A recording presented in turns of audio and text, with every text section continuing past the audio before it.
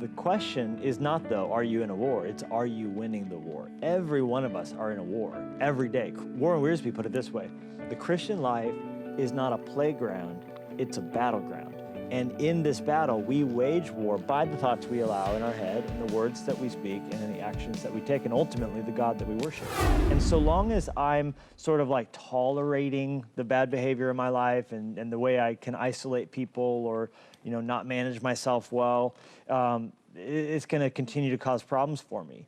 But when I really decided to declare war against the version of myself that I don't want to be, the version of Levi that is worshiping the praise of people, or is valuing, you know, Instagram followers or money or popularity, whatever, the version that I become when when I don't have my center that comes from worshiping nothing but God, then leads to behavior in my life that I don't like it, but I'm sort of tolerating it. Mm-hmm. So there was a breaking moment when I just realized I'm gonna choose to set myself against the kind of version of me that I don't want to be. And I think all of us, even though we don't use this language and it's shocking to go, well, I wouldn't consider myself an idolater, I wouldn't consider myself, you know, my own enemy, but the reality is all of us can be. Paul, the apostle, who wrote 13 books of the New Testament, who got to go to heaven one time just for the day, he himself said in Romans 7, I do what I don't want to do, and what I want to do, that's the stuff I don't do. In fact, another translation put it this way. He said,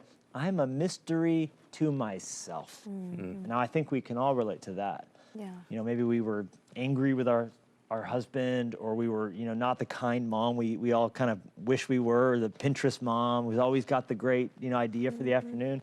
It's like, gosh, I yelled at my kids, we were late to church, or we didn't go to church this week, or this, that, the other. And the reality is that's because we have self-sabotaging tendencies and we get in our own way. And so for me, it was just looking in the mirror and going, I'm my problem. Mm-hmm. What do you define? Is there there may not be a simple one, but try your best. What's the simple version of idolatry?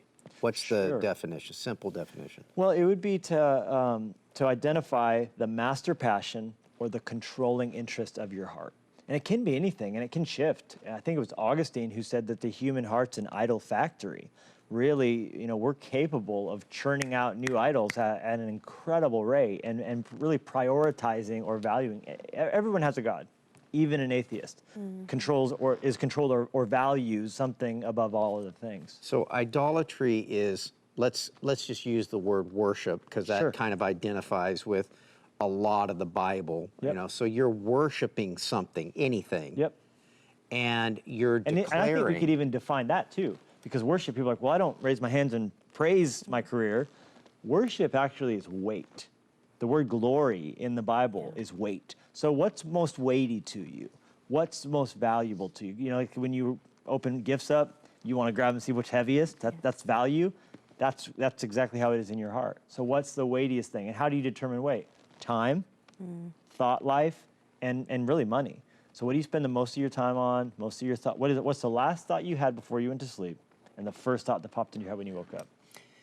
So we're talking about, in essence, worshiping something that creates behaviors that you are declaring war against that version of you. Yep. And I think some of the people our age, Levi, it was on the air before you were born, but there was a comedian named Flip Wilson. And he would sometimes do a skit and preach from a church of what's happening now. Sure. And he would declare, the devil made me do it. So what gets this to be a complex conversation, and maybe you can simplify it for us, is there is a devil, but the Bible declares he has no power. Correct. So all he does is lie. So really you're dealing with this, do you believe a lie? And does that create behaviors in your life? So you're declaring war against your thoughts and your idols based upon whatever they may be. That's a great way to put it, you know, because the devil doesn't have to oppose us if we're opposing ourselves. Right. And I think a lot of times we're saying, the devil made me do it. And he's like, that was all you, bro. You know, you handle that one. And the devil, of course, is a real threat and does, like you said, tell lies, and he does have a desire to destroy us. But at the end of the day, the Bible says we have three enemies. The devil is one, for sure.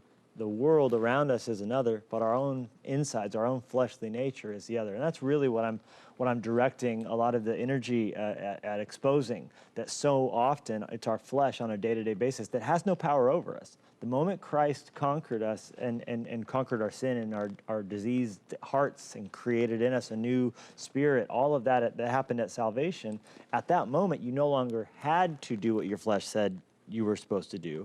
But because our muscle memory is honed and conditioned, we spent all the years before Christ doing what our flesh told us to do. So as Christians, the flesh comes along and goes, jump, and we say, how high, thinking, we need to, but forgetting there's been a hostile takeover. And our flesh is sitting in the corner office with his feet up, but he has no power. He's still there until heaven, but has no control over us. So we declare war against that version of ourselves that we used to be, that is now dead and has no power over us, but because of conditioned, repeated, habitual obedience, it's normal for us to do what our flesh says to do. Would it be another simplification that says, your book has this militant vibe, I declare war, but it's really the battlefield is your mind? Absolutely, and that's one of the cards. So the fourth card, the trump card, is like you said, idolatry, dealing with the idolatry through worship. But the first three cards in the I declare war, the cards that go down on the table, have to do with the thoughts that we think, the words that we speak, and the actions that we take. And that really, if we can deal with those three areas, we'll win this war through the power of the Holy Spirit. Now, a lot of people listening to this, I'm sure, like you said, are watching this going, I'm not in a war. The question is not, though, are you in a war? It's, are you winning the war? Every one of us are in a war every day. Warren Wiersbe put it this way: the Christian life is not a playground, it's a battleground. And in this battle, we wage war by the thoughts we allow in our head and the words that we speak and then the actions that we take, and ultimately the God that we worship. I like to, we were talking off camera that I like to kind of differentiate a couple of things, because when you realize that you're declaring war on your own desires is really what you're doing.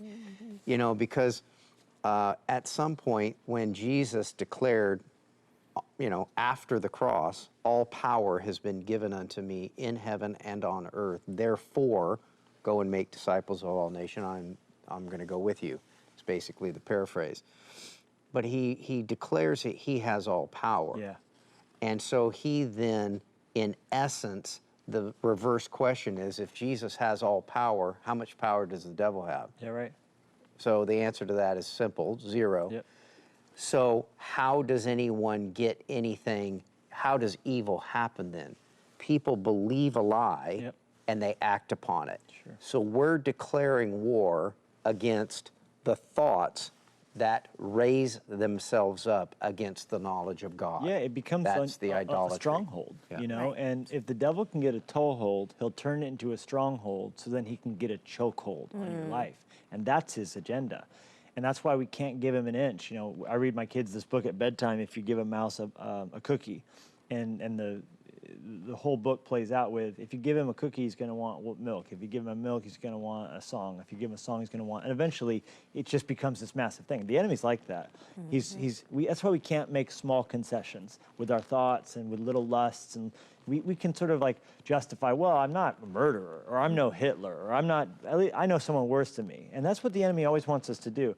We'll think of someone more dysfunctional than we are. Even right now, as we're talking, I should change. But then the enemy goes, yeah, but your next door neighbor's more worse than you are. So therefore, we're okay. Yeah. We should be comparing ourselves to Olympic athletes and CEOs and presidents and kings and then going, well, I want to keep going, Jesus. Yeah, I'm just saying, like, we don't pick someone. Right. We pick someone whose yard is worse than ours. Yeah. And we go, I feel good about my yard because their yard's worse than mine. We should be thinking, God, Jesus died for you to live. It's not just about dying and going to heaven one day. It's about experiencing the power of heaven on this earth. Right. And life, he said, and life to the full. So we should be longing for more life and more victory and more growth and comparing ourselves to people who are stronger and fitter and, holier and wanting to aspire. Like Paul said, he said, follow me as I follow Christ.